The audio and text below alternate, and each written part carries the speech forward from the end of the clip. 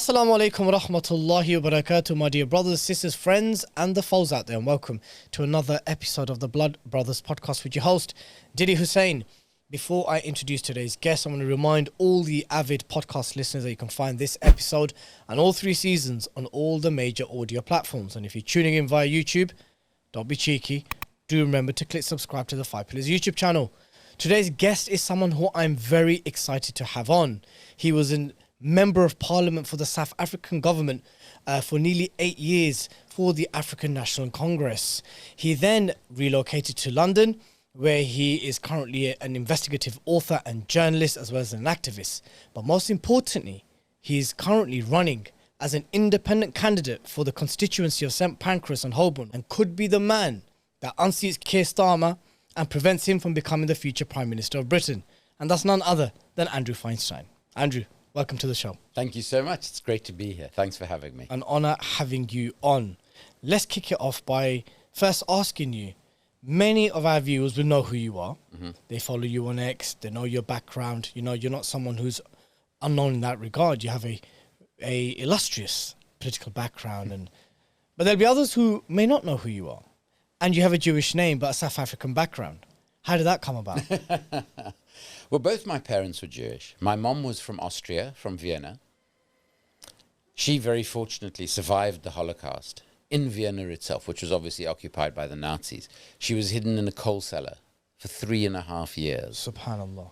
And Crazy. when there was a raid by the Gestapo or the SS in the area, she was rolled up into a carpet.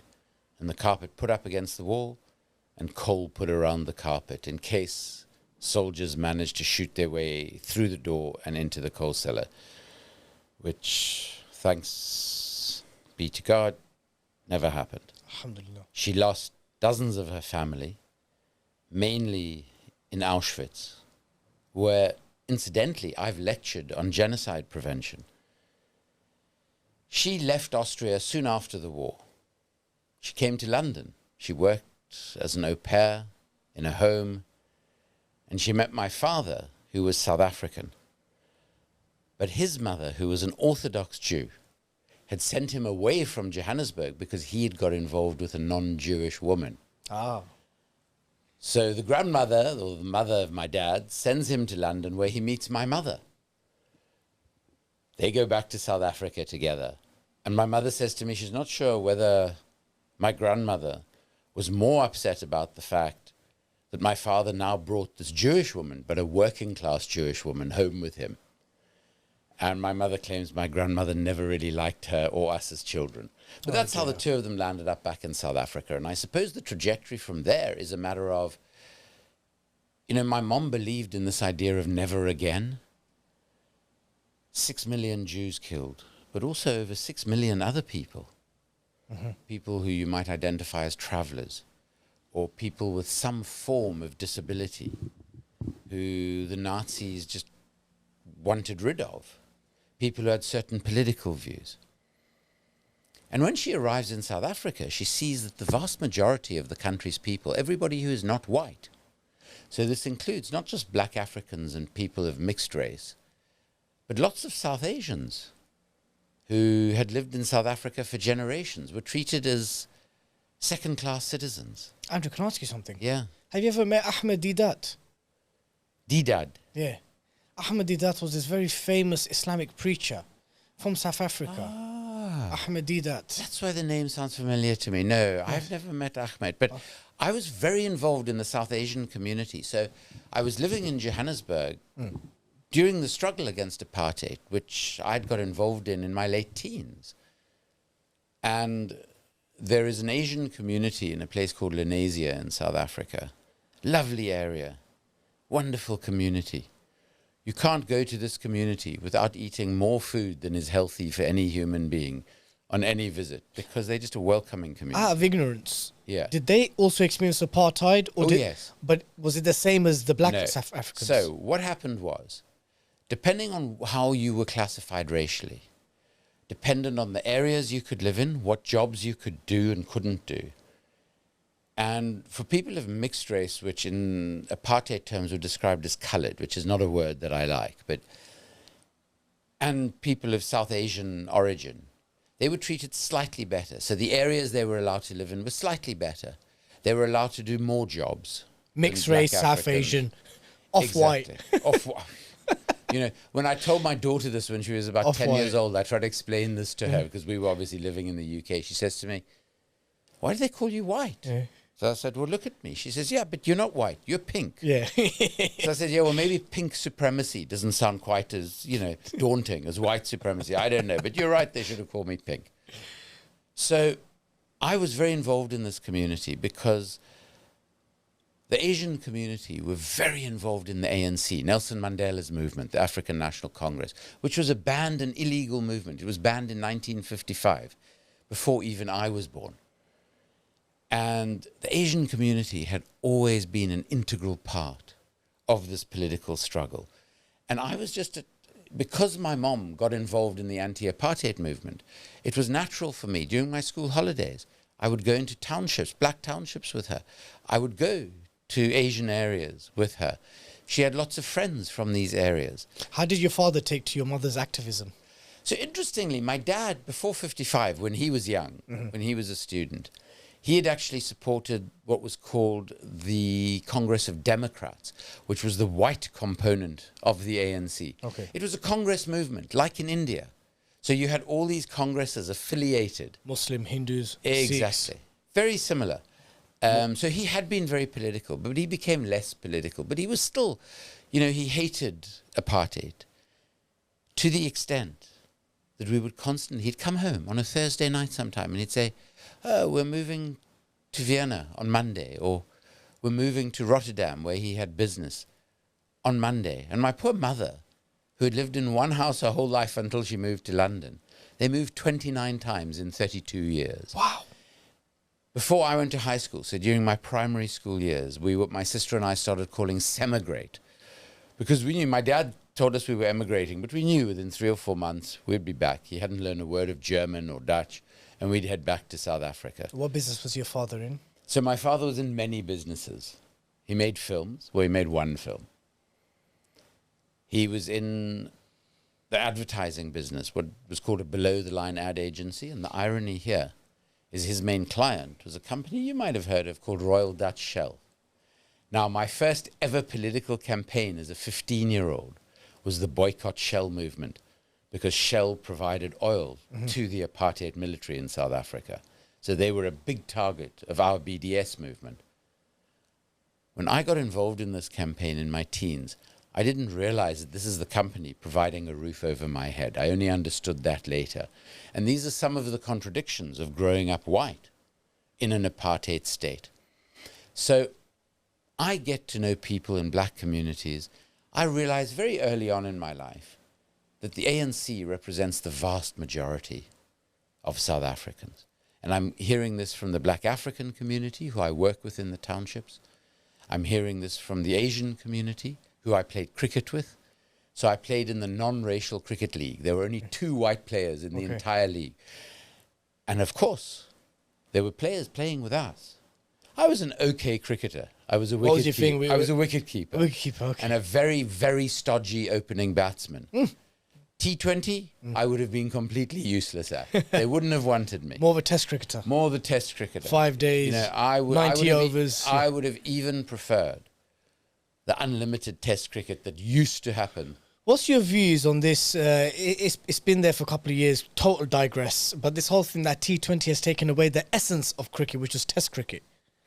Are you of that camp? No, that's a very good question. The way I relax is to watch test cricket on television. I can sit there for hours and hours. That's my dad and my older brother. Oh, I find it so beautiful. But one days and T20s. No, but I don't think T20's detracted from it. I think it's brought a lot of new people to test cricket. It has. And, for people who have shorter attention spans, and that's happening to all of us.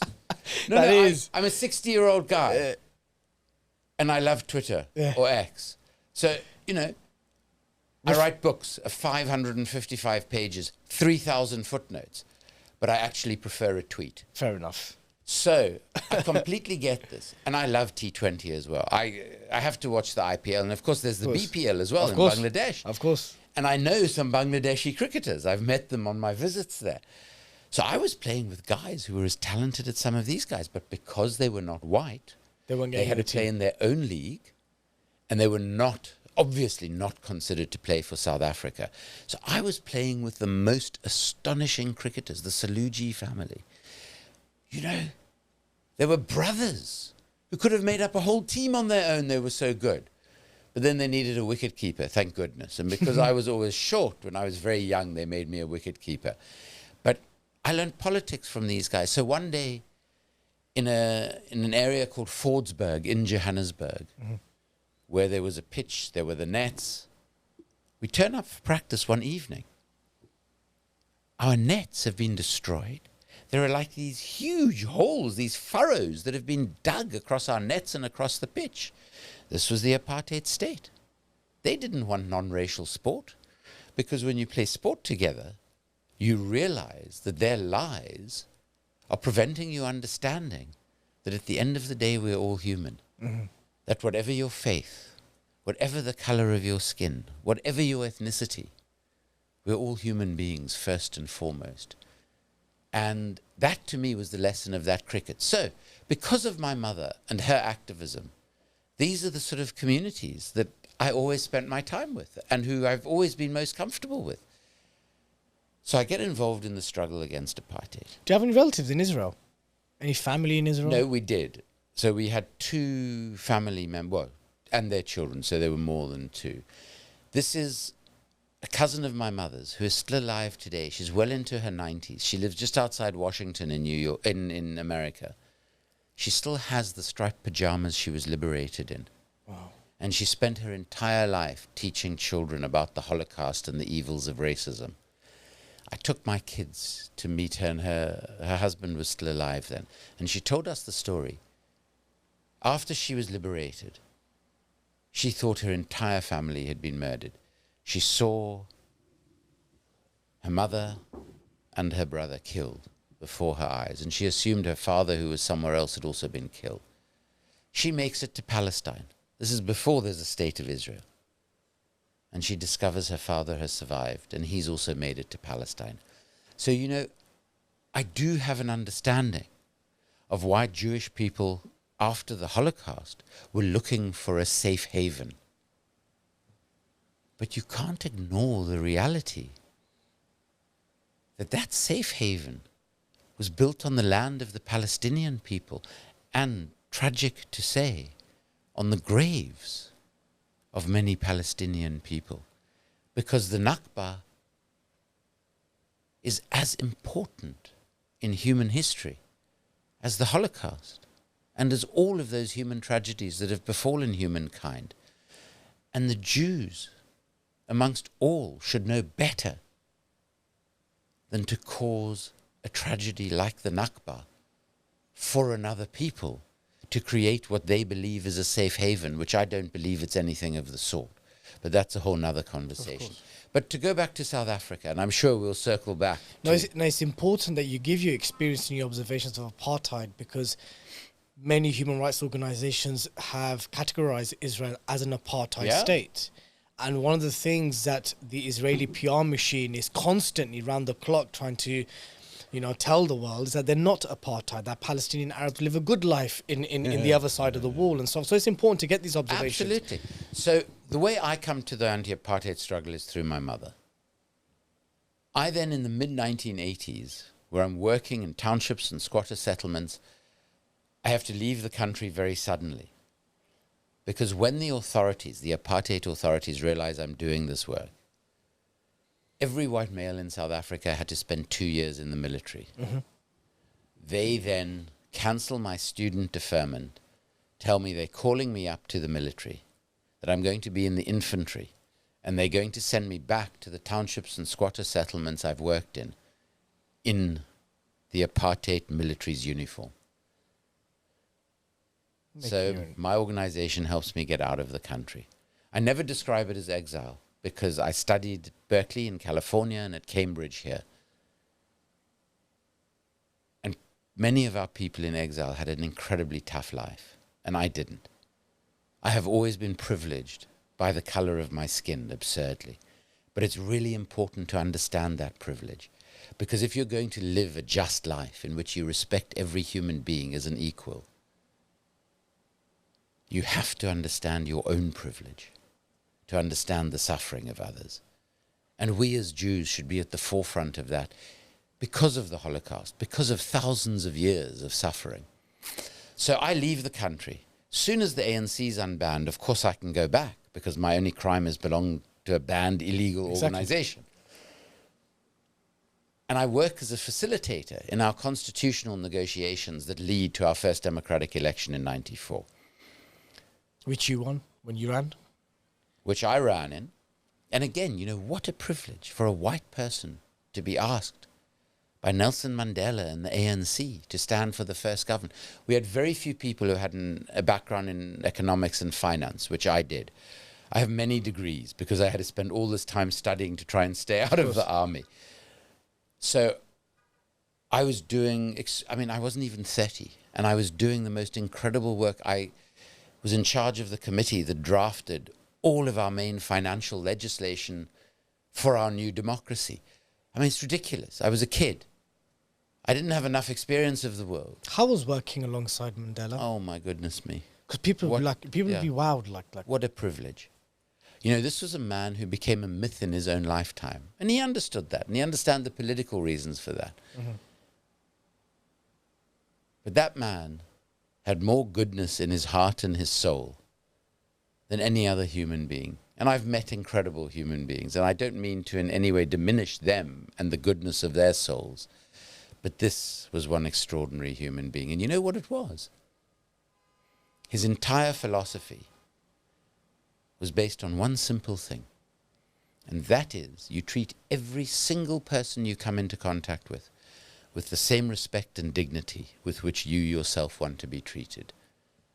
It made it difficult to get from A to B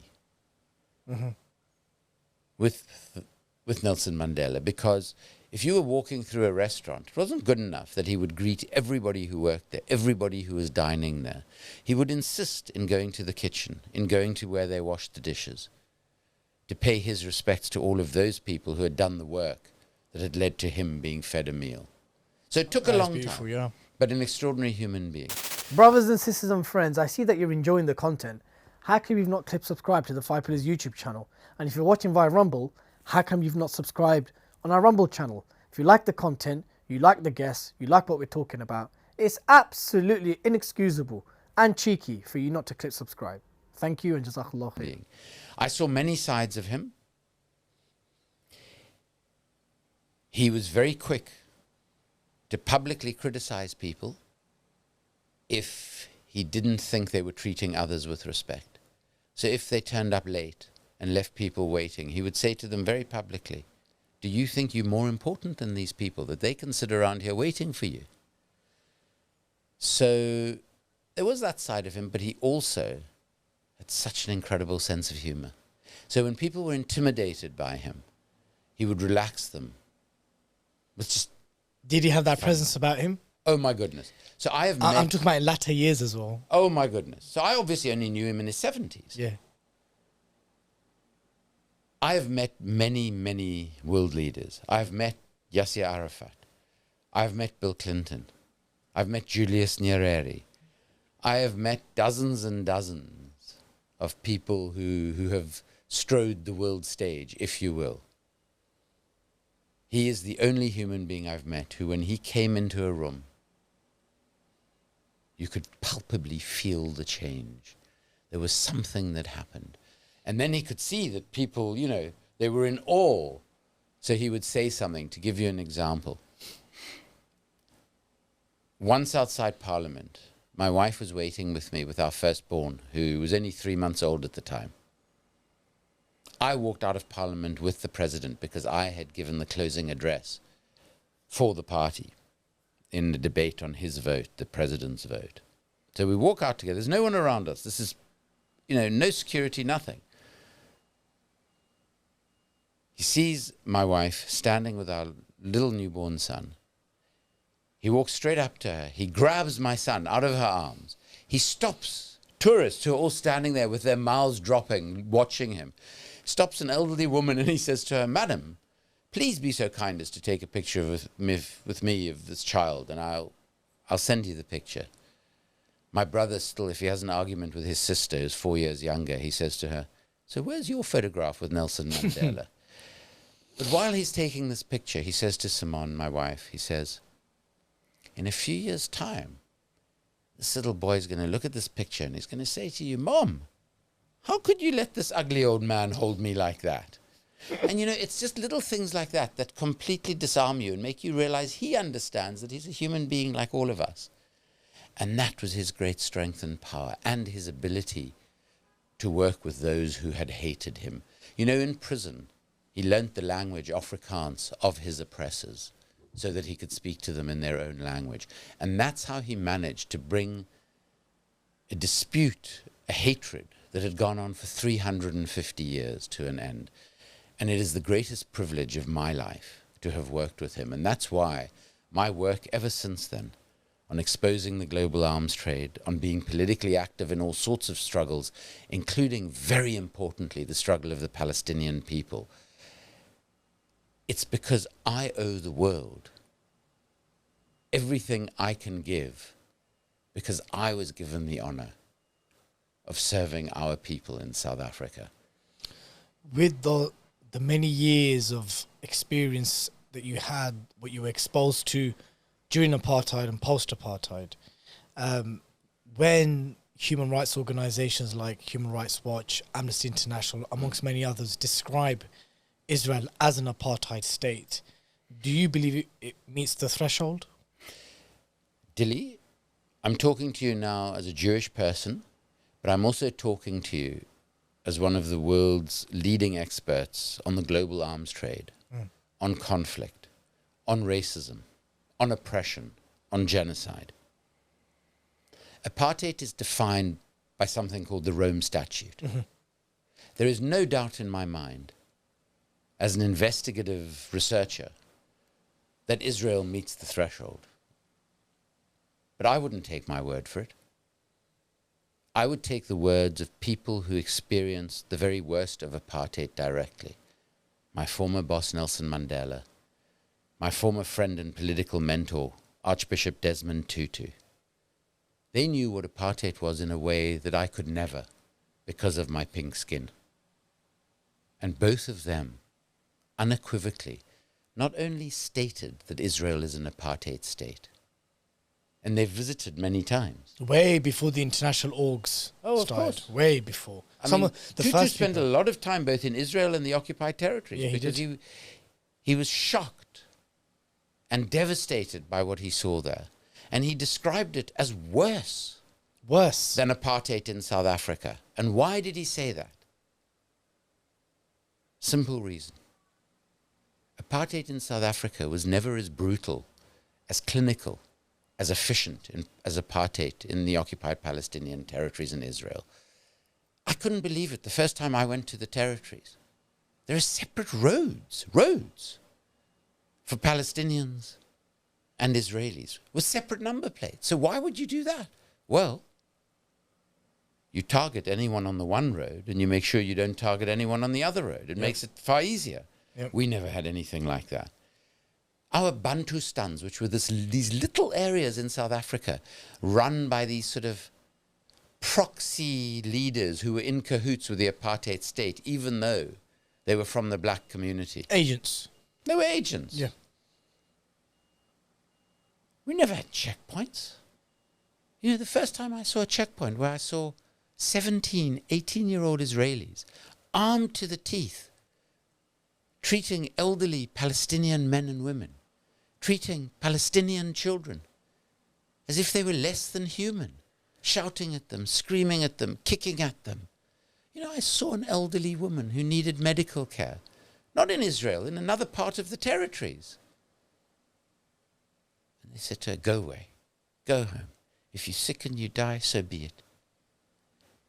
And, the key reason that the apartheid state in South Africa would never behave as brutally as the apartheid state in Israel was a horrible economic reason primarily.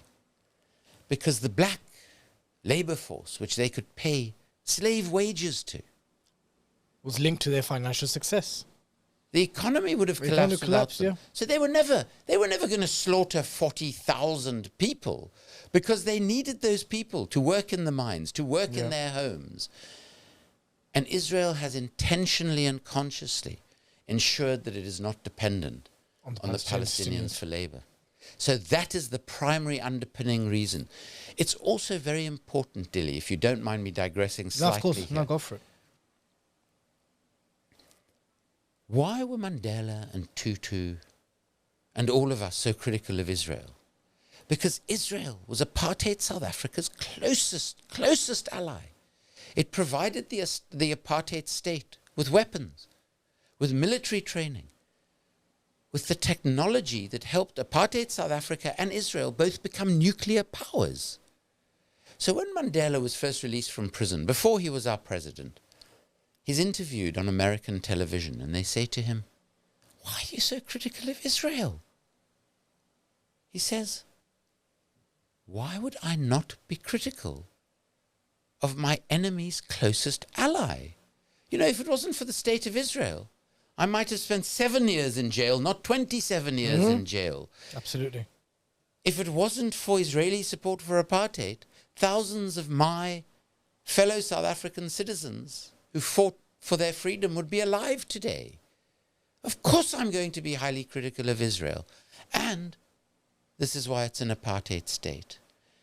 And it's also important to understand, it's very difficult for people in Britain to understand the depth of this.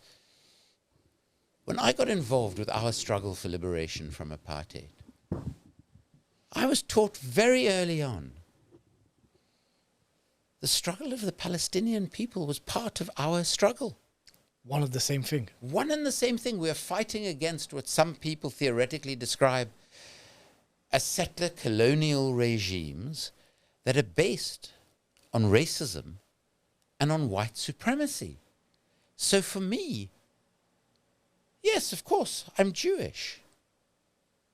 But the Palestinian struggle has always been as much a part of my life and my political life as the struggle in South Africa, to which I devoted a significant portion of my life. And it's not in spite of the fact that I'm Jewish that that's the case. It's because of the fact that I'm Jewish, that the Palestinian struggle is as important to me as the South African struggle was, because my mother had explained to me that never again was for all humanity, and that because of Jewish suffering, whenever we see a mother whose home has been destroyed, whose partner or whose children have been taken off to prison because of their desire for freedom, their desire not to be treated as second-class human beings, it is our responsibility to stand up and to stand with them. And, you know, when there is oppression like we see in Palestine, like we saw in South Africa for hundreds of years, the oppressor has to dehumanize the people they're oppressing, because that's the only way they can do the horrendous things that they do, like we've seen for the last 8 months in Gaza. Absolutely. How can human beings do this to other human beings? But to be able to dehumanize others in that way, what the oppressor doesn't realize is they themselves have lost their humanity. They have become dehumanized. And I experienced and saw that in South Africa with white South Africans. And I see it in Israel today. We're approaching 8 months of the ongoing genocide. At least 40,000 Palestinians have died, of which 14,000 are children. These are just like the current baseline numbers. More than 90% of the entire Gaza Strip is inhabitable. We're seeing one of the biggest televised genocides of our time, of our era. Is this the main reason why you're standing as a parliamentary candidate in Holborn and St.Pancras? It's one of the reasons. You know, people have been talking to me about standing against Keir Starmer for years. People from the community, people I've worked with politically for many years. First of all, I always thought, why me? Why a white person from the southern tip of Africa standing against someone who wants to be Prime Minister of Great Britain? whose constituency is in central London. And I was involved in a process of looking for someone else to stand, someone who represented similar progressive politics to me, who would be a powerful voice against Keir Starmer, because all of these issues are linked up. What is happening in Gaza, which is a crime against humanity, is unforgivable. But we need to understand in this country that our government and the opposition, it's not a matter of them just doing nothing. They're actually enabling, facilitating, and worst of all, profiting from the slaughter of Palestinian people. How do they profit from it? Well, our tax pounds, an enormous amount of our tax pounds goes into subsidizing our biggest weapons companies like BAE Systems, Rolls-Royce, Kinetic, even Elbit Systems, which is an Israeli company, but with many factories in the United Kingdom. We subsidize all of those companies. And then we give them permission to export their weapons to Israel, even though that permission is illegal in terms of British law. And the judiciary will not enforce that. They say it is the right of politicians to decide what they are going to do in the interests of national security and defense, a position that is completely legally untenable, because Britain is violating British law, it is violating international law, and it is violating the International Arms Trade Treaty, which it claims to have been a champion of. So, but national security gives them the kind of override? Yeah. Why is my book on the global arms trade a book called The Shadow World? The first book on the global arms trade written since 1979. Because they use national security secrecy to hide everything that goes on in these deals. And arms deals account for 40% of all corruption in all world trade. And where does that money go? If we're selling weapons to Israel, the bribes don't only go to the Israeli politicians, the Israeli military leaders.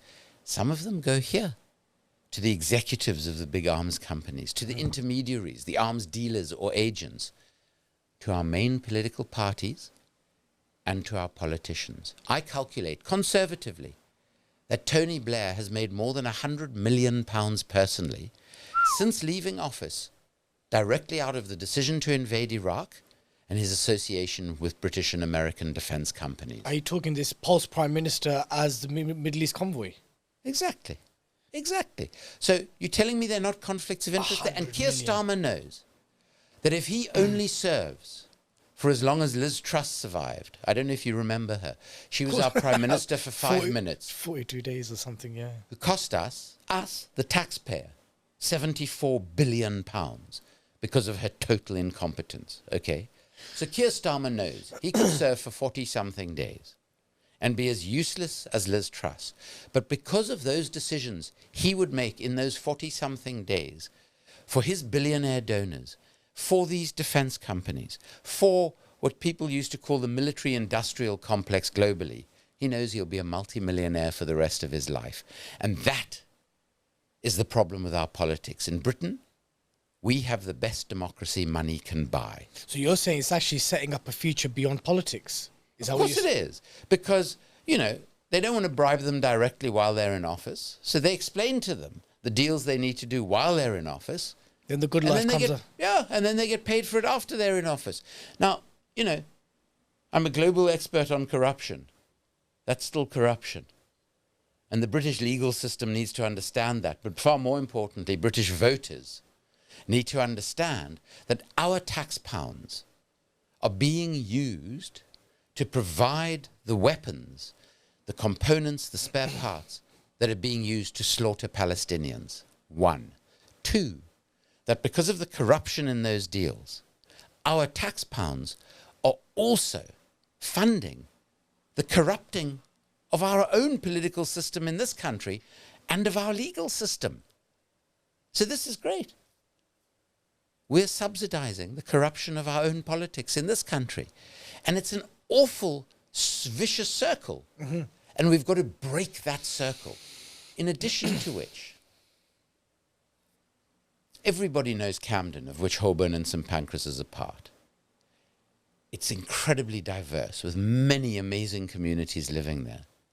But this area, in the heart of very wealthy London, we have incredible inequality.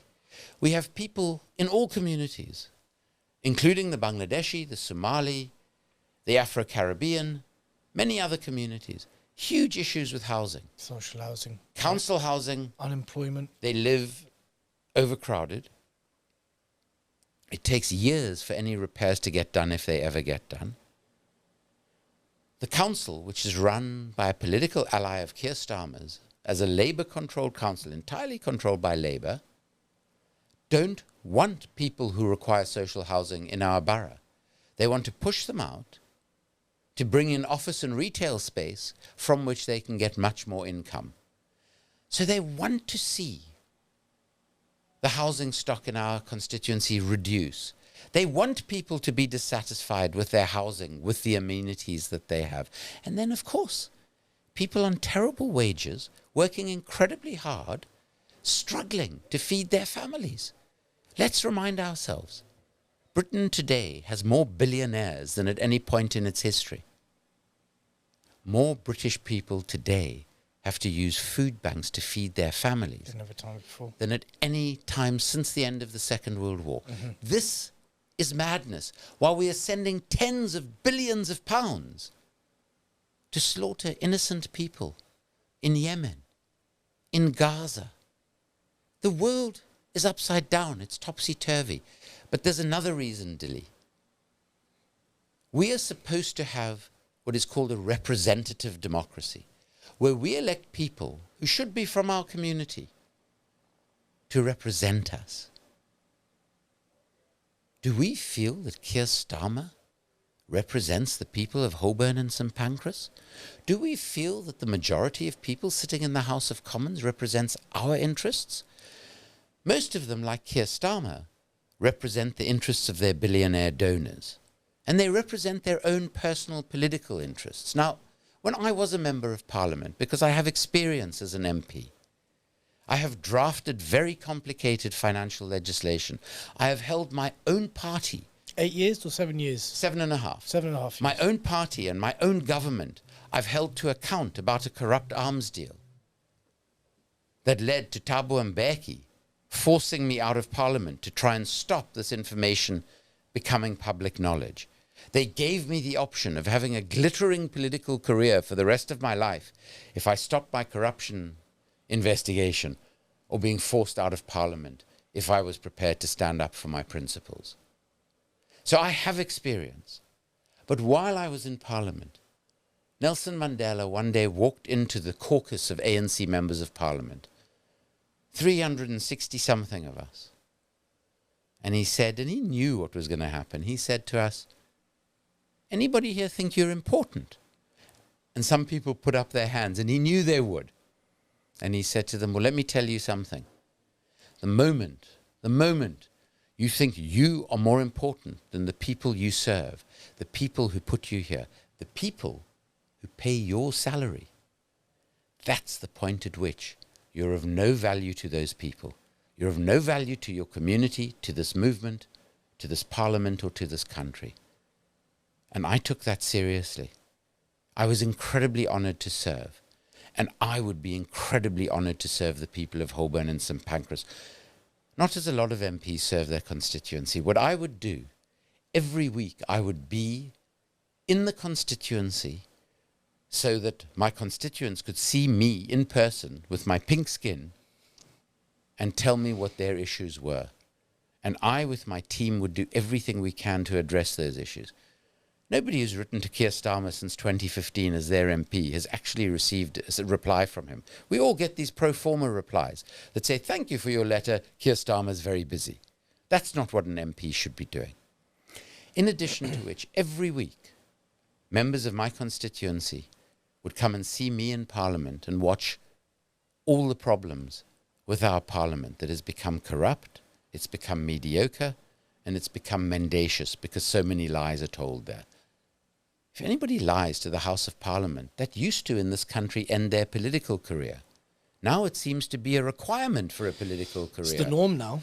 In addition to which, every month, I would have a public report back open to anyone in the constituency and people outside who are interested, and before every major vote.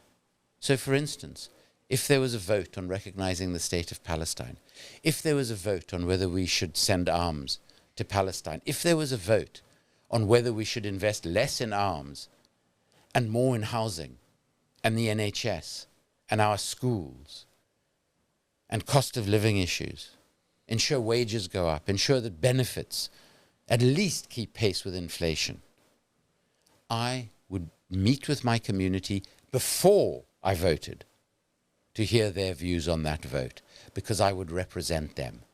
My face, my existence, my history is irrelevant outside of serving the people who would elect me. I am their person there. Of course, if someone comes to me and says I have to support something that is racist, that is discriminatory, that is going to make injustice and inequality worse, of course I'm not going to support those things, because those are the values and principles that I'm asking to get elected on. But within those principles... Do you think Labour has lost those values and principles? Labour under Keir Starmer has lost all of the values that it has, or that it had.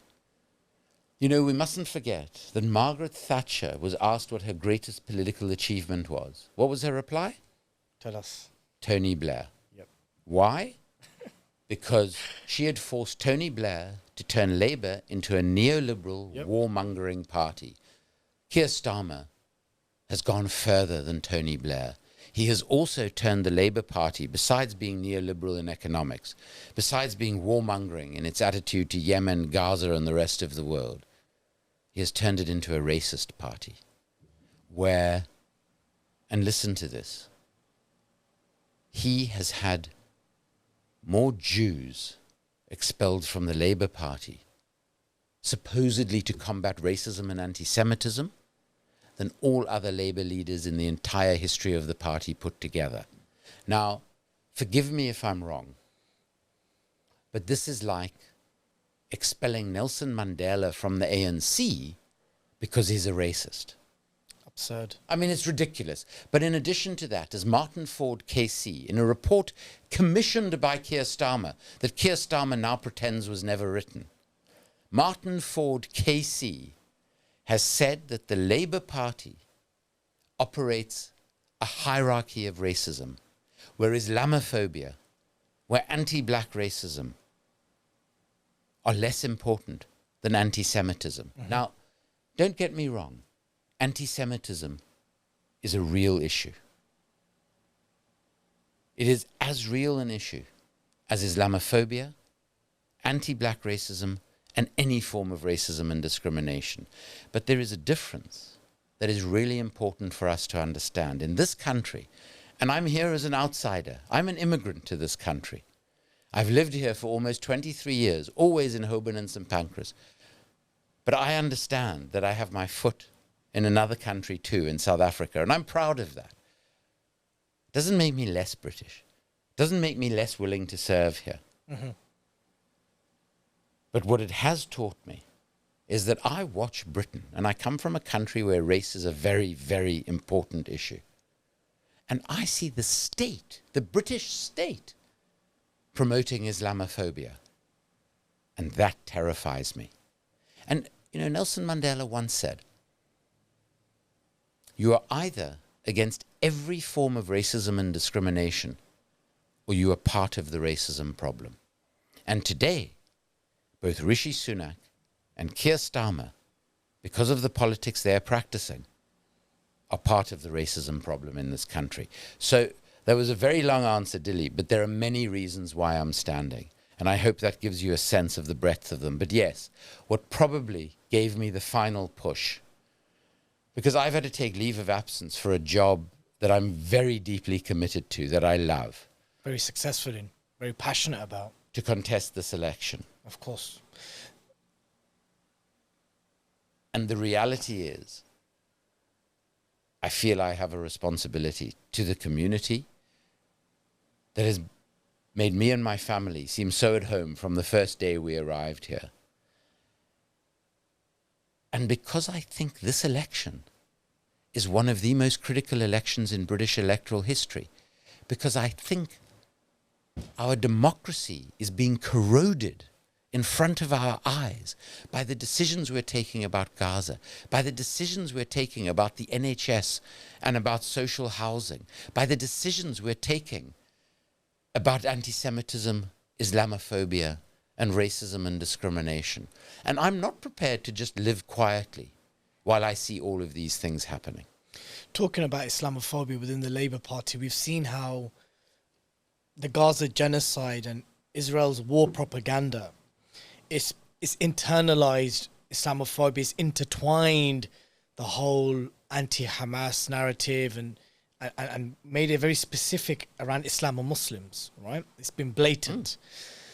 Now, given that you have been endorsed officially by the Muslim vote, and many believe that, yes, this election here right now will be iconic, it will be remembered in history. On one side, the Tories are expected to have a hammering defeat and lose many votes to reform, primarily over immigration, and Labour will be punished over Gaza by its traditional Muslim voters. You've been endorsed by the Muslim vote. Before I even get to that, do you think it's wrong for Muslims to mobilize and organize in the way that they have? Or do you see it because it's been coined as sectarian politics?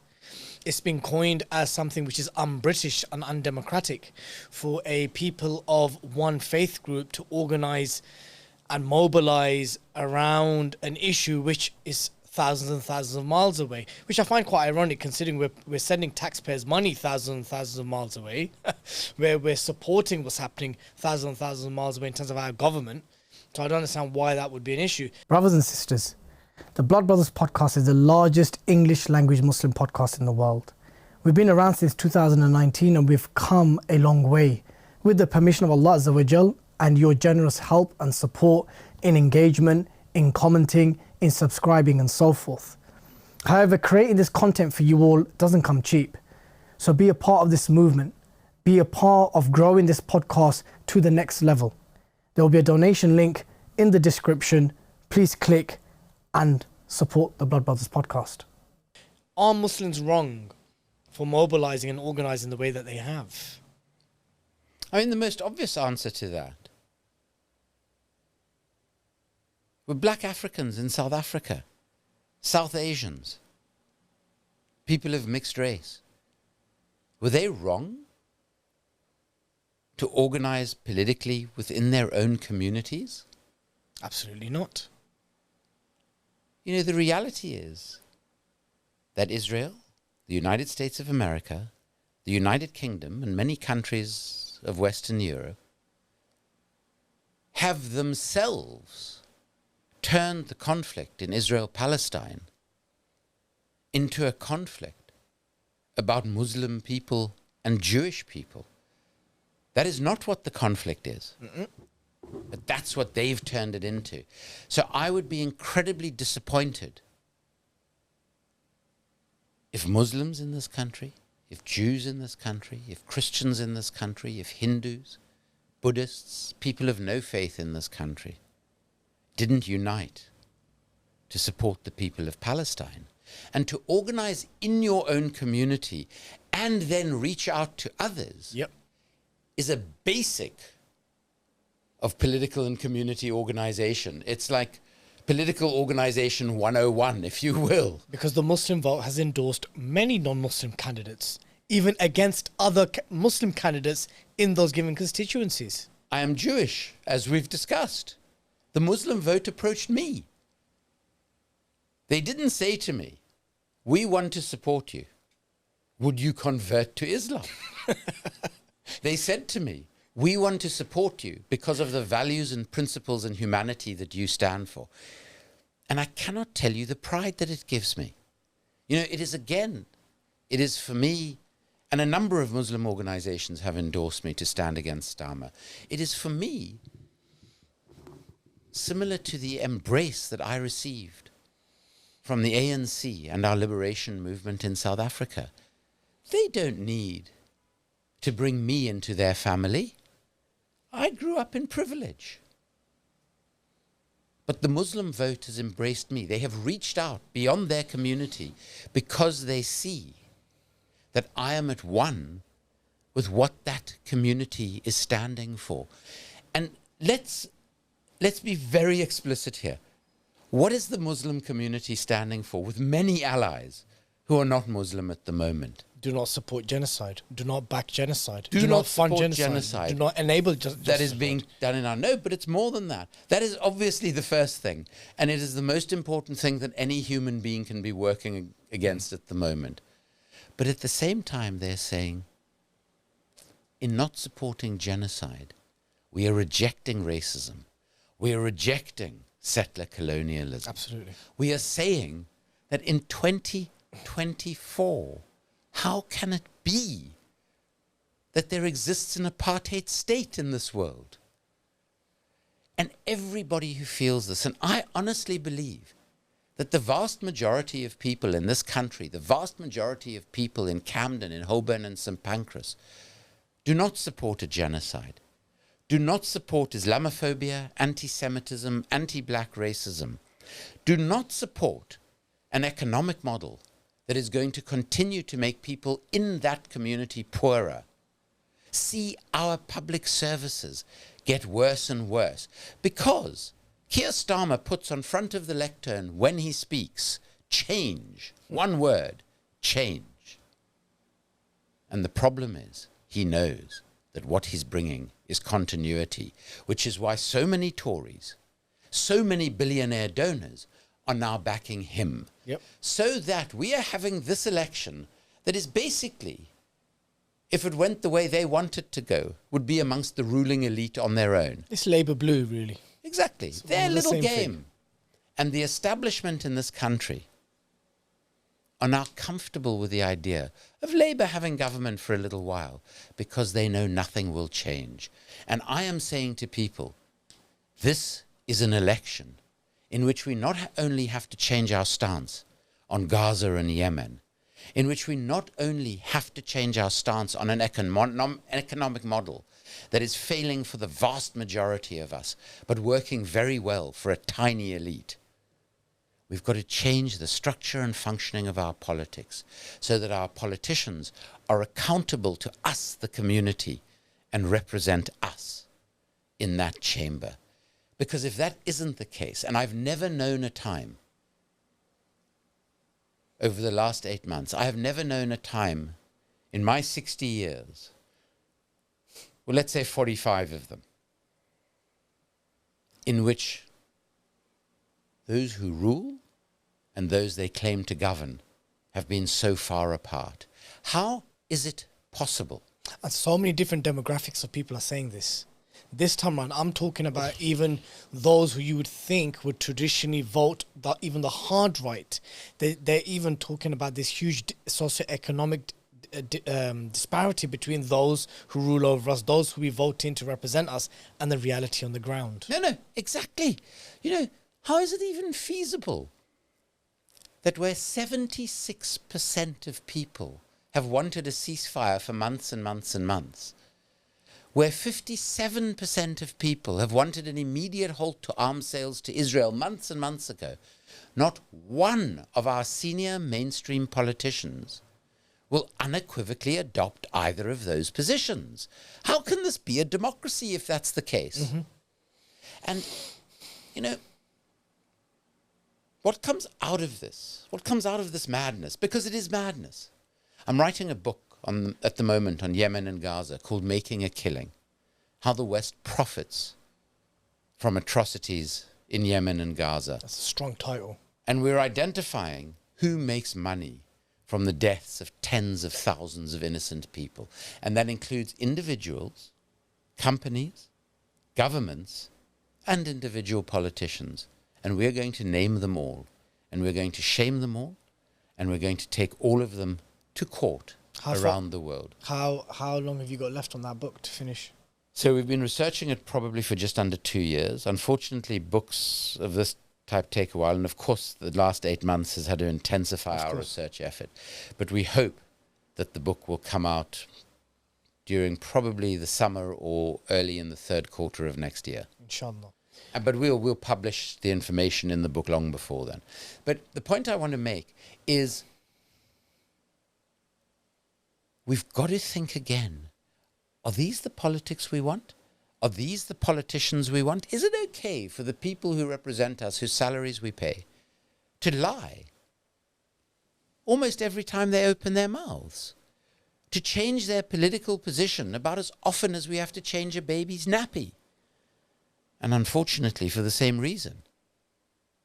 Is this what we want in our politics? So this election, where we have many independents standing, who don't have the money or the infrastructure that the Labour Party and the Tories and even Reform UK have, but have principles and values that have been abandoned by Keir Starmer, by our politicians.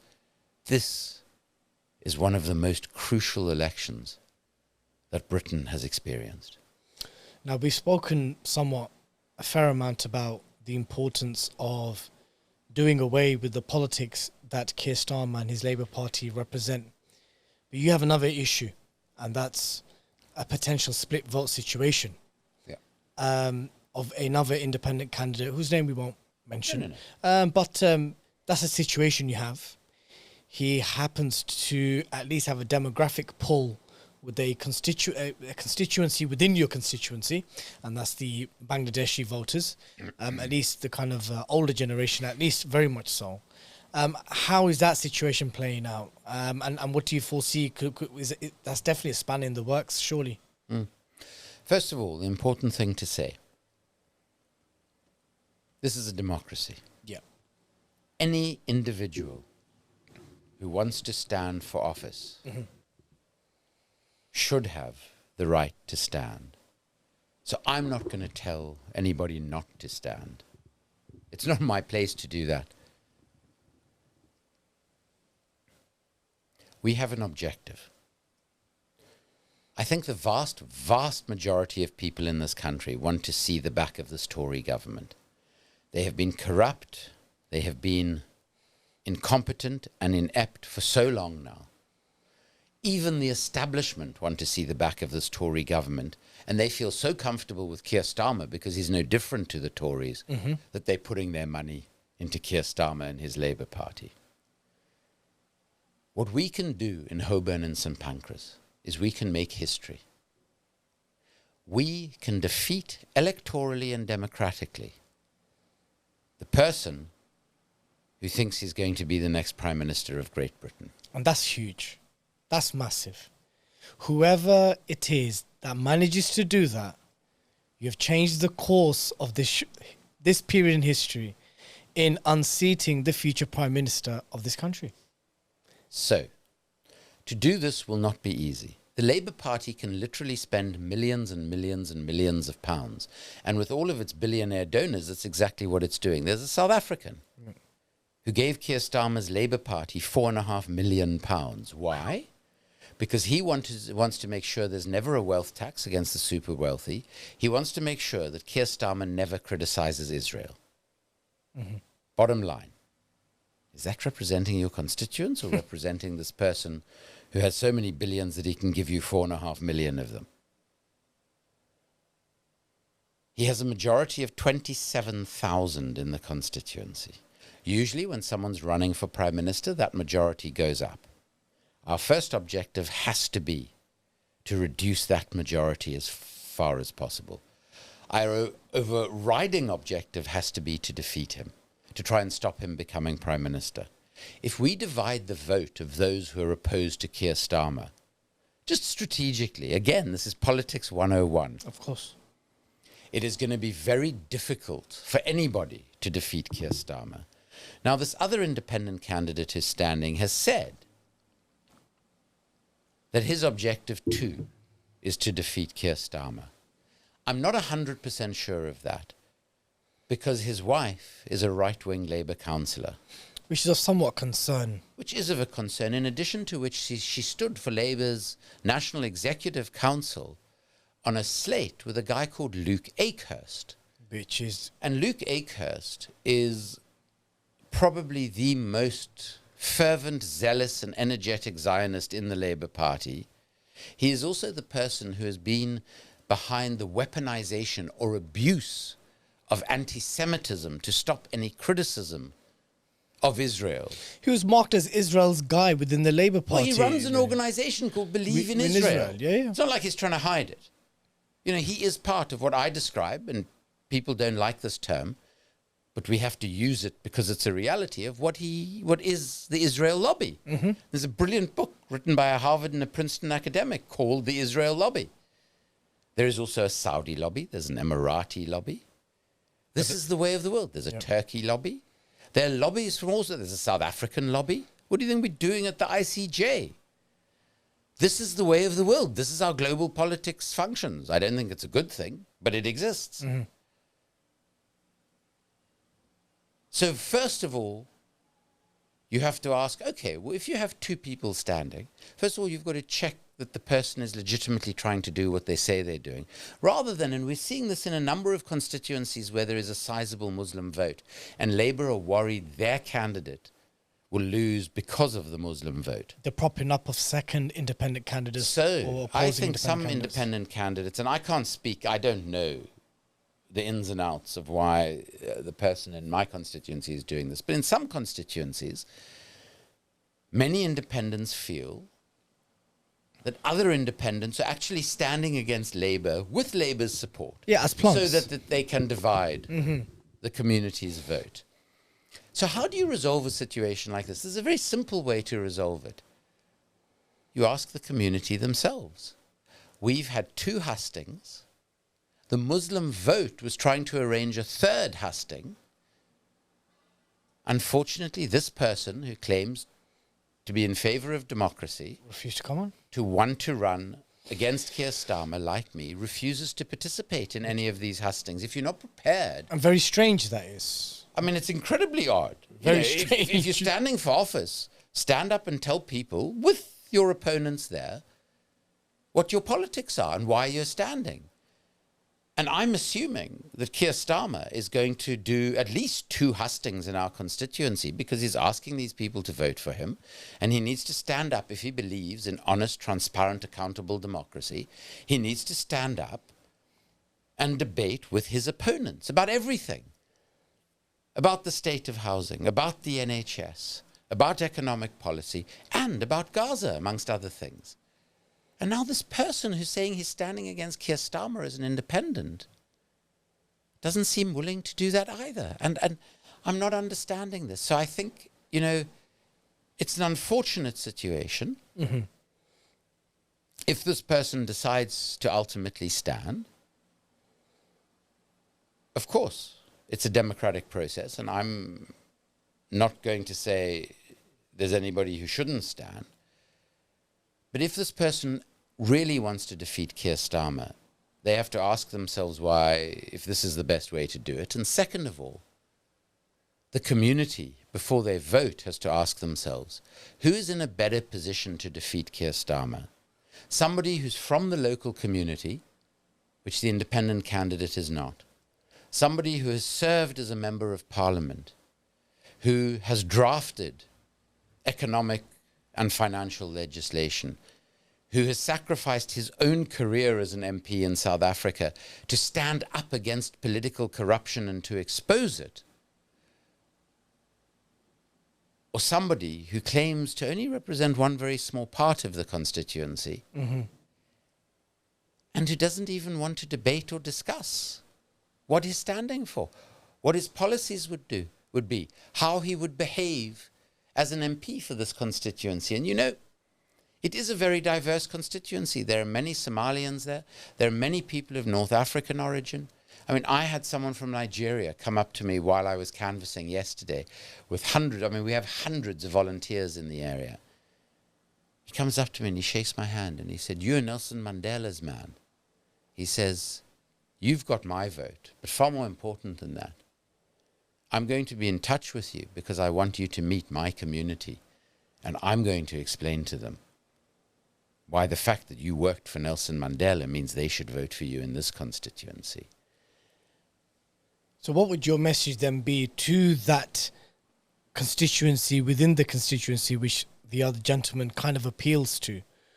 What would your message be to those Bangladeshi uncles and aunts who are kind of above 50, 60 years old, who may not understand the wider strategic objective of unseating and preventing Mr. Starmer's aspirations for this greater cause, but they will perhaps pull towards the kind of ethnic or racial or shared cultural heritage with this other candidate? What would your message be to them? For whom Gaza is also very important. Of course. For whom for whom their brotherhood, their co-religionism with the people of Palestine would be as equally as important as the youngsters. Yeah. What would your message be to them? I would say to them, look at the candidates. If you don't think that Keir Starmer's Labour Party is going to do anything for you, is going to stop the slaughter in Gaza, and of course I don't think that they will, look at the candidates available to you.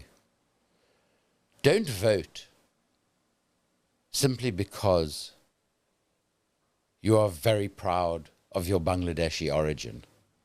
I love Bangladesh. I've been to Dhaka many, many times. I have many friends and even family in Bangladesh. It's an extraordinary country. Who was the first country to stand up against Israel and its slaughter in Palestine? South Africa. Which was the second country to stand up? It was Bangladesh. I feel a brotherly love for Bangladesh. I was with the lawyers just the other night who did that case at the ICJ. And they were saying to me, there were Bangladeshi people in this gathering. And they were saying to me, South Africa, Bangladesh, and interestingly Ireland, where one of the lawyers comes from, have stood together with courage against Israel and for the Palestinian people. So I understand what it is to feel proud of one's country. Look at your candidates. Ask yourself the question. Surely it should be from someone who lives in the constituency, first of all. Surely it should be someone who has the experience and the political backing of many, many people, not just within the constituency, but around the country, to deliver for you what you need locally to make your lives and your family's lives better every day. Surely you need someone who has experience of doing that in their lives before. And surely you need someone who is going to speak up, not just for you and your community, but for Palestine, for Palestinians, for Yemenis, and for all oppressed people everywhere in the world. My final question to you, to wrap up the podcast. Do you believe you have an actual chance of winning? Dilly, I feel as though I've got to know you very well in the last hour or so and through our communications. But you don't know me yet very well. I'm getting to know you. Because you wouldn't need to answer that question. I'm 60 years old. I can't play cricket anymore. Why? Because as a wicket keeper, when I have to go up and down for hours and hours and hours, I won't walk again until the next Wednesday if I play on the Saturday or Sunday. I am so competitive by nature. South Africans, sport, for me the sports were cricket and rugby. Now, of course, it's cricket and football. It's originally cricket and rugby. Cricket and rugby. I suffered a very bad head injury playing rugby when I was 16, in a coma for 3 days. Yeah. I would never do anything if I didn't think I could win. There is success without victory, don't get me wrong. What does that look like? Seriously denting his majority, bringing together all the communities of Holborn and St. Pancras and Camden and beyond to fight for the things that we believe in, not just to try and save lives in Gaza, not just to ensure there's the international rule of law so those who have committed these crimes against humanity face the legal consequences of those actions, not just to ensure that every person in Holborn and St. Pancras is able to lead a better life, but because now is the moment. when we are fighting for our democracies. And whoever wins the election in Holborn and St. Pancras, we will ensure, including if it's me, we will ensure that that person is accountable to our community. And if they are not, we're going to remind them every single day in the constituency and in Parliament what they are doing that we don't want them to do. So if we can bring people together to fight for a better life for them and their families, to fight for a better politics, a more honest politics, a truly representative and accountable politics, then we would have had great success. If we could have put these issues in the minds of people who haven't voted, who don't think it's worth voting, getting them to come out and vote. I don't even mind who they vote for. I only voted for the first time in my life when I was 29 because I refused to vote in South Africa until all our people had the right to vote. It is a sacred democratic right that is being abused by our politicians at the moment. I want people to register and to vote, and I want them to look at the candidates, to look at our histories, to look at our values and our principles, and to decide who can best represent them. Even if they decide that I don't get the majority of votes. By doing that, we would have had success. Success we can build on after the election. But if they do decide that it's me, that victory will manifest in the way I represent them, not just in Parliament, not just on the world stage in terms of issues like Gaza and Yemen, but in our community, ensuring that there is adequate public transport, ensuring there is adequate housing, ensuring that when people stand up against low wages, I stand with them and their trade unions, ensuring that every community has what they need to flourish and prosper in Holborn and St. Pancras. Andrew, it was an absolute pleasure having you on, and I wish you all the best for July the 4th. Thank you very much.